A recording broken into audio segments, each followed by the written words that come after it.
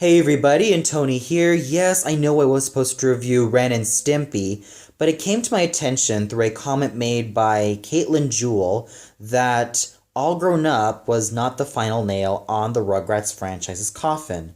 Instead, that dishonor goes to the very short-lived spin-off show Rugrats Preschool Days, also known as Angelica's and Susie's Preschool Days, which I'll get to later in reviewing. Also, she stated that there were a couple of films released from the Rugrats Tales from the Crib series that were released respectively in 2005 and 2006 in the forms of Snow White and Jack and the Beanstalk, known in this series as Three Jacks and a Beanstalk.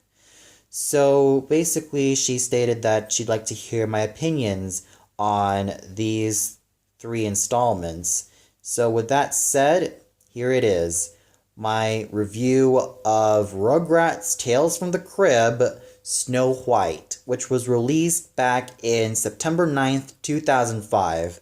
The directors were Michael Dedalus Kenny, Jim Duffy, Ron Noble, and Andrei Svitlovsky.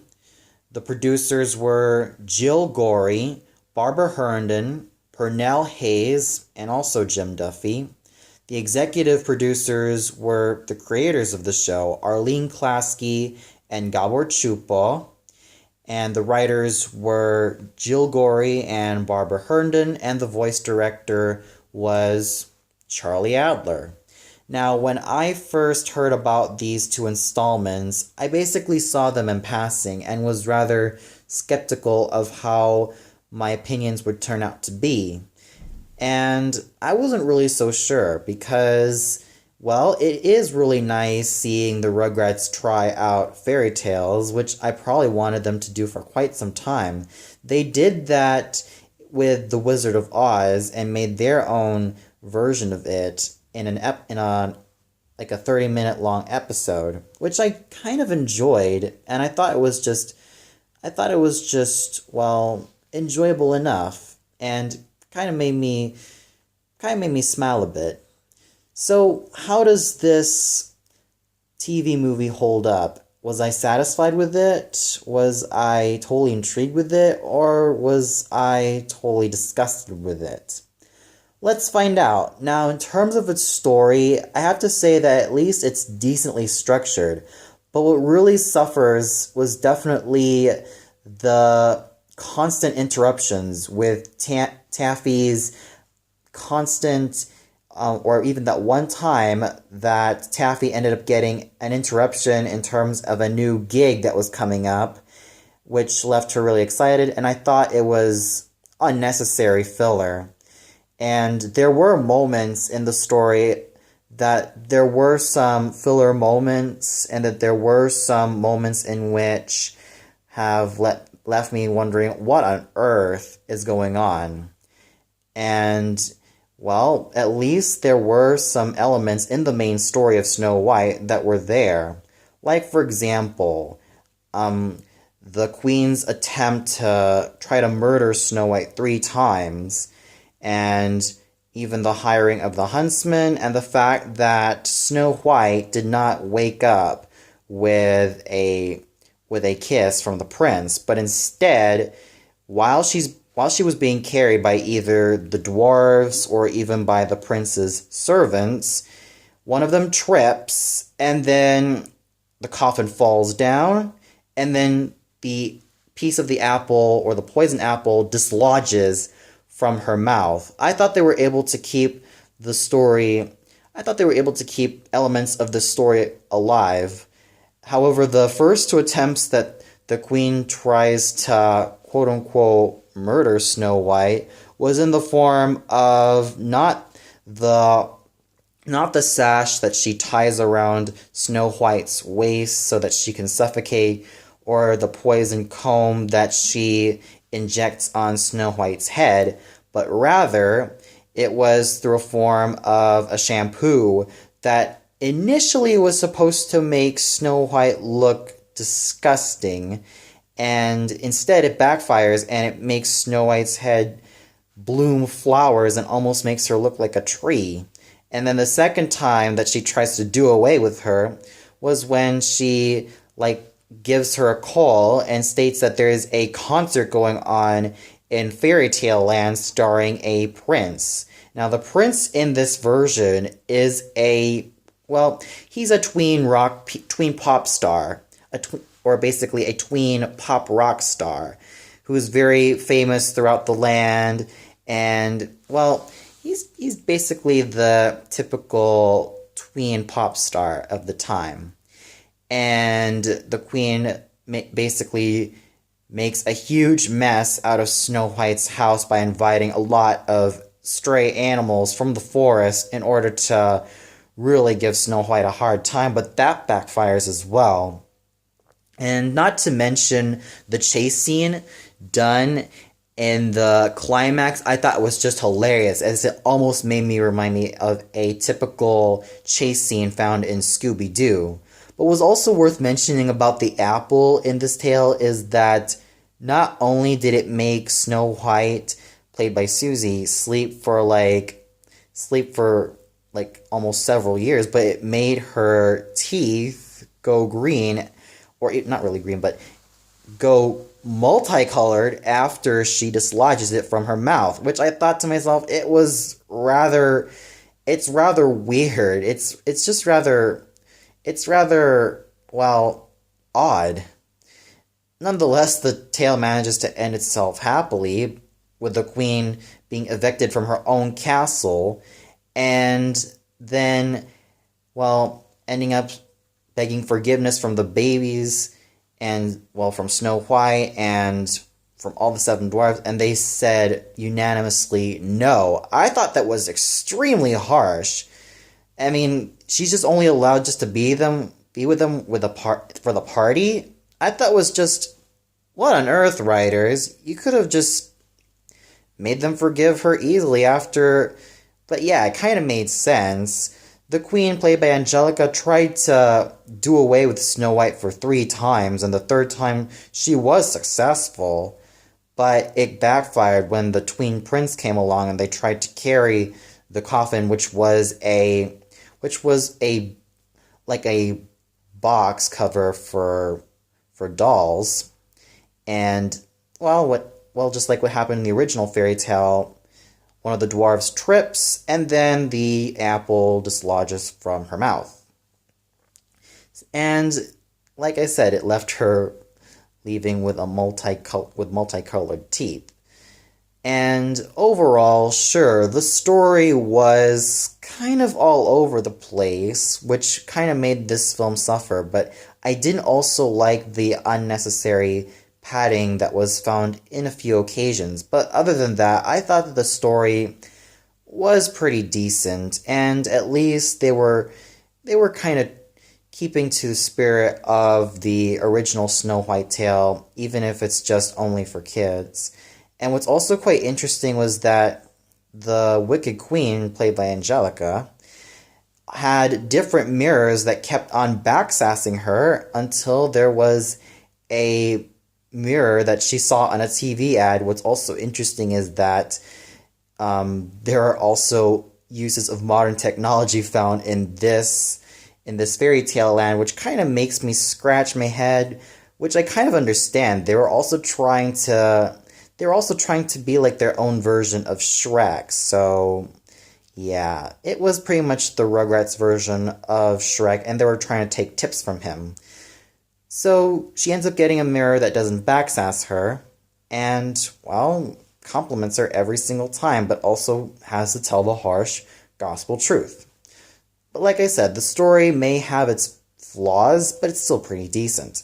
The animation is actually decent as well.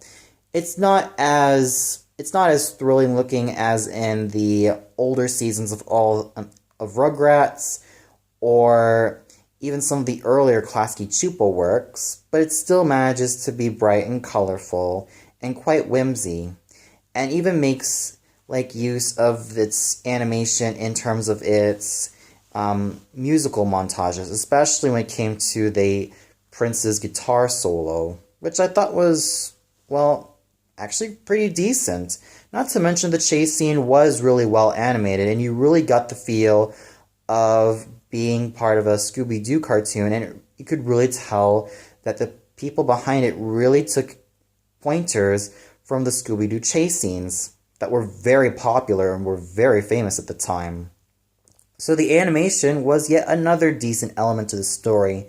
The music was pretty forgettable. With the exception of Susie's as Snow White's songs, I thought the music was just pretty forgettable. Not to mention the Seven Babies Working song. It pretty much makes the Seven Dwarfs Digging song and Hi Ho song from the Disney's version of Snow White and the Seven Dwarfs look butch in comparison. It makes it sound butch in comparison. And that's just my honest opinion about it.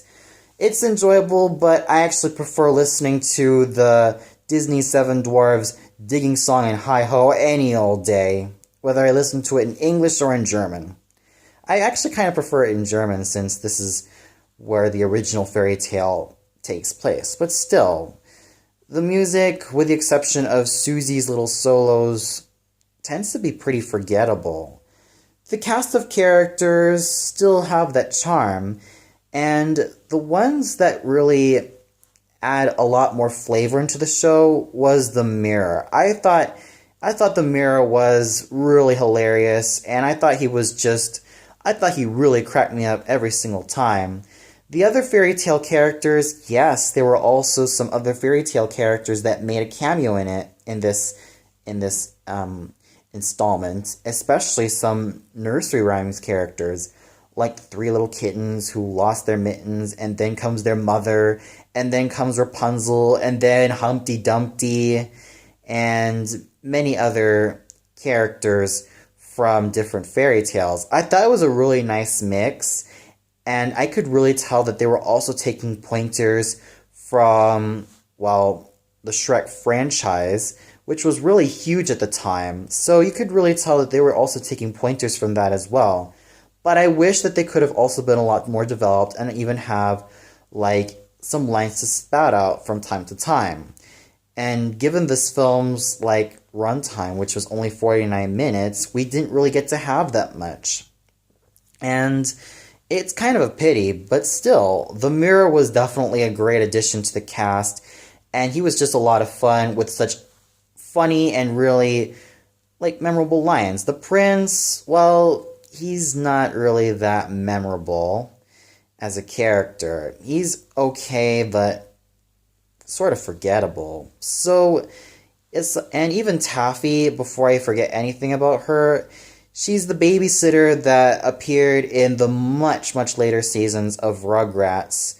And she's basically a teen rock star chick who usually calls the babies minis. And, well, she's just that. There's nothing about her personality that will pretty much be remembered, and she's just there. So overall, there were some characters that could have had a lot more development, some that I felt were kind of underused, some that I felt were kind of unnecessary, and one character managed to save it for me, and that was none other than the Mirror. Speaking of which, let's talk about the voice acting. Now, what was worth mentioning is that the Mirror was voiced by none other than Kenan Thompson, who you all know for being a cast member on All That, and even on his very own hit show with Cal Mitchell, Kenan and Cal, which was a very popular Nickcom at the time and has really put Kenan on the map. And this also put Cal Mitchell on the map, as they were basically a very great comedy duo, and that show at the time was very groundbreaking. And nowadays, he's working on SNL. And even back then, he even worked on the extremely forgettable live-action Fat Albert film. I didn't even care for that film at all. But still, the performance that Kenan Thompson gave as the Magic Mirror, I thought was just hilarious. It was brimming with personality and hilarity. Every line that he spouts out just makes me chuckle and just makes me have a huge smile on my face, especially considering that Yes, the traditional magic mirror is supposed to be spooky looking and ominous, much more ominous than the queen herself. But this mirror I actually felt rather entertained because he not only has a lot of funny moments, but he also ended up like moving around, which also kind of made sense. And he was just so much fun. And then you have Amanda Bynes as Taffy. Now, given the fact that I don't really care about her character, I still have to say that at least she manages to give a pretty decent performance, even though her character is really forgettable. I mean, I do love her in All That and The Amanda Show, and even on some occasions, Big Fat Liar, but I'd have to say that with her portrayal as Taffy, it was interesting that she was in the Rugrats, but I probably would not remember her character for the rest of my life. What's also worth mentioning is that there was also a cameo role done by Vicki Lewis, who voiced a witch who would end up being in cahoots with the Wicked Queen, played by Angelica. I thought her cameo in this scene was rather fun, and what's also worth mentioning as well was that Jeffrey Lee Gahn, who is very well known for playing Carlos from the very obscure Nickcom, the Brothers Garcia, voiced the prince. I was actually quite surprised because I almost thought it was Kenny Blank that voiced the prince, but no.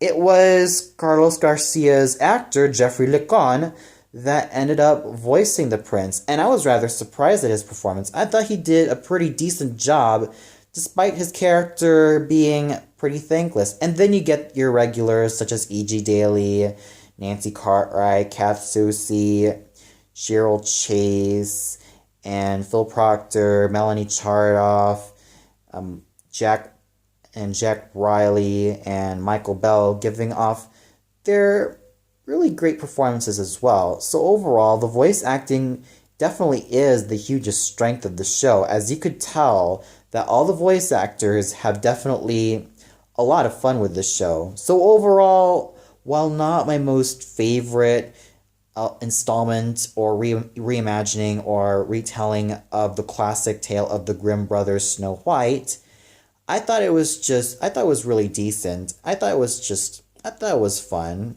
But if I want to have my maximum enjoyment of the Snow White fairy tale, I would pretty much do the following. A. Watch the classic Disney version. Sure, it did cut off the Queen's first two attempts to try to murder Snow White, but at least it was a very iconic film, and at least it was very enjoyable, and not to mention the epic chase scene, and not to mention the chorale. I thought was just awesome, especially the chorale. It still left tears on my eyes just by listening to that music. And not to mention every single bit of this Disney film, which was the first Disney film, was quite memorable, even though I wouldn't say that Snow White is a really well-developed character, though she did make herself the first Disney princess at the time. I'd also like to watch Snow White, A Tale of Terror, which is a much darker version of the Grimm fairy tale, which involves Snow White as a rebellious, rambunctious, and very independent-minded young lady who is constantly battling against her stepmother, who is Lady Claudia. Not to mention, it has Sigourney Weaver as the main antagonist and Monica Keena as the main heroine. I really liked that film ever since I was a kid, and you probably might as well expect a review of this film much later, so we'll see when that's going to be released. I'd also like to recommend the Canon's movie tales, known as Snow White, starring Diana Rigg as the evil queen.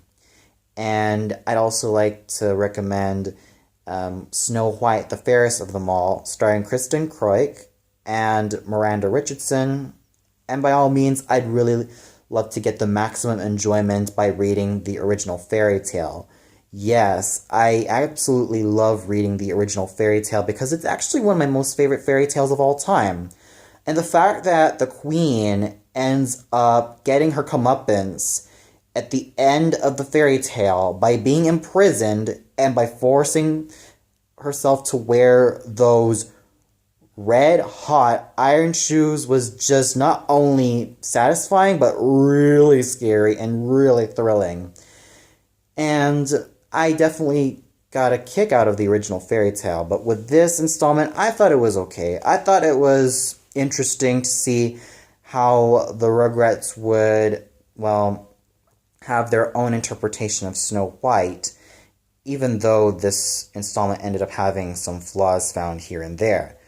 But despite that, it is enjoyable, and it still left me with a smile on my face.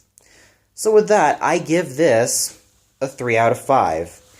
It's okay, really. You could probably watch this if you have nothing better to do. And even though there are some elements of the story and the music that can be forgettable, it's still worth a shot. You probably may not remember it, you may remember it. We'll see where it goes, especially in your mind and your heart. I mean, it's okay, really. Just just don't expect anything deeper or don't expect anything that's going to be more meaningful. Just expect a pretty good time. Well, that's all for now. Be sure to tune in later where I review the second installment of the Rugrats Tales from the Crib series, and that is Three Jacks and a Beanstalk. So until then, see you later, everybody.